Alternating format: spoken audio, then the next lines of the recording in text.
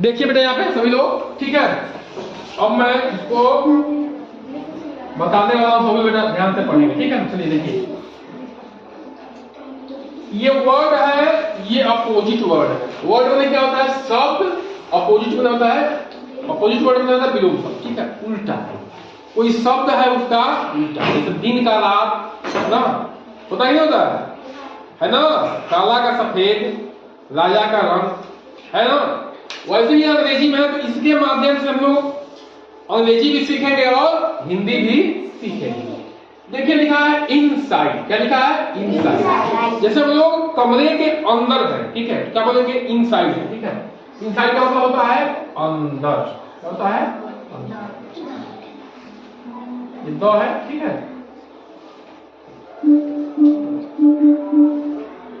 अंदर, ठीक है। आउटसाइड मतलब क्या होता है? बाहर, ठीक है। जो बच्चे बाहर पढ़ रहे हैं उनको क्या बोलेंगे कि वो आउटसाइड है, इस कमरे के आउटसाइड यानी कि बाहर है। क्या है? बाहर, ठीक है बेटा। क्लीन मतलब क्या होता है? साफ सुथरा, ठीक है। कोई व्यक्ति कपड़ा साफ सुथरा पहन रहा है, वो क्लीन, उसके कपड़े क्या है? बहुत ही क्लीन है, ठीक है, क्लीन है, साफ सुथरे हैं, ठीक है। तो क्लीन मतलब होता है साफ, क्या होता है? साफ। और डर्टी मतलब होता है गंदा, क्या होता है बेटा? ठीक है ना। से आप लोग क्या करते हो क्लासरूम में? बहुत ज्यादा गंदगी फैला देते हो, कागज वगैरह फाड़ देते हो, ठीक है, ये गंदी बात है। डस्टबिन रखा हुआ है, वहां से आप लोग रखा करें, ठीक है। तो क्या है वो? गंदा। एकदम जब झाड़ू लग जाता है तो क्या होता है? क्लीन रहता है। क्लासरूम क्या होता है? क्लीन। जैसे आप लोग फाड़ फूड़ देते हो कागज वगैरह, ठीक है, तो क्या होता है? वो डर्टी दिखने लगता है, ठीक है। तो क्लासरूम डर्टी रहता है, गंदा रहता है, बेटा मान जाइए, ठीक है। बाद में लिखिएगा। हैवी मतलब क्या होता है? भारी, क्या होता है? भारी। और लाइट मतलब क्या होता है? ठीक है।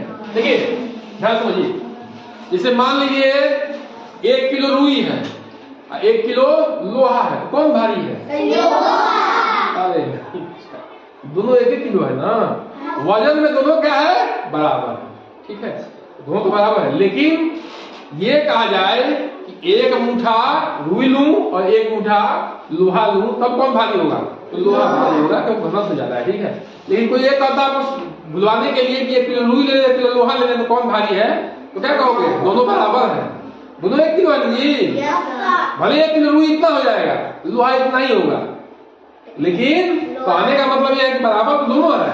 लेकिन कहेगा कोई 1 मुट्ठी लोहा ले लेंगे, 1 मुट्ठी रुई लेंगे, तो कौन भारी होगा? समझ में आई बात? हाँ, ये समझो। राइट मतलब क्या होता है? सही, क्या होता है? सही। जैसे कोई चीज है, रॉन्ग मतलब क्या होता है? गलत। जैसे कोई चीज होता है, मैं कहूं, जैसे इस रागिनी के बारे में कहूं कि रागिनी कक्षा 4 में पढ़ती है, राइट है कि रॉन्ग है? रॉन्ग है, क्या है? रॉन्ग है। वो 5 में पढ़ती थी। मैं कहूं पायल कक्षा 4 में पढ़ती है, राइट है कि रॉन्ग है? राइट, सही, सही। तो राइट रॉन्ग का मतलब क्या है? सही और गलत। कोई व्यक्ति कुछ बोल रहा है तो राइट है कि रॉन्ग है, आपको ये समझने वाली बात है, सही बोल रहा है गलत बोल रहा है। अगली मने होता है बेटा जल्दी, क्या होता है? जल्दी। लेट मने क्या होता है? देर। कोई कहता है अरे मैं अर्ली मॉर्निंग जग जाता हूं, मैंने बहुत जल्दी जग जाता हूं, 4 बजे जग गया, तो मैं आज अर्ली मॉर्निंग में जग गया। कोई कहा मैं बहुत लेट उठा हूं, तो बहुत देर से जगा हूं, तो लेट हो जाएगा। मैंने क्या हो गया? देर से। अर्ली बने जल्दी, ठीक है बेटा। स्वीट में क्या होता है? मीठा। और सावर में क्या होता है? खट्टा। जैसे मिठाई क्या होती है? स्वीट होती है, मीठी होती है, ठीक है। और नींबू क्या होता है? आंवला क्या होता है? सावर होता है, खट्टा होता है, ठीक है ना। ब्यूटीफुल में क्या होता है? हाँ, सुंदर। और अगली में क्या होता है?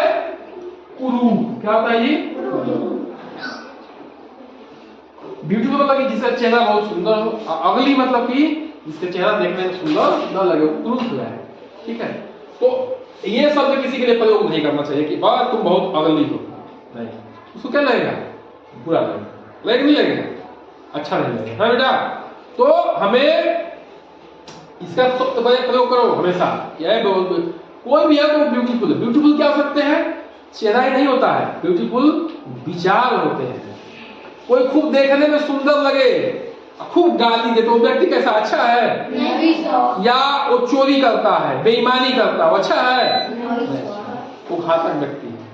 तो सुंदर का मतलब होता है कि पहले सुंदर विचार होने चाहिए, ठीक है, फिर तन होना चाहिए, पहले मन फिर तन, ठीक है, पहले सुंदर विचार भी जरूरी है। ये सब क्या होगा, आपको ये सब लिखने हैं, सही से लिखिएगा और सही से याद भी करना है। हमने समझा दिया है, समझाना हमारा काम है, बाकी याद रखना, प्रैक्टिस करना आपका काम है। चलिए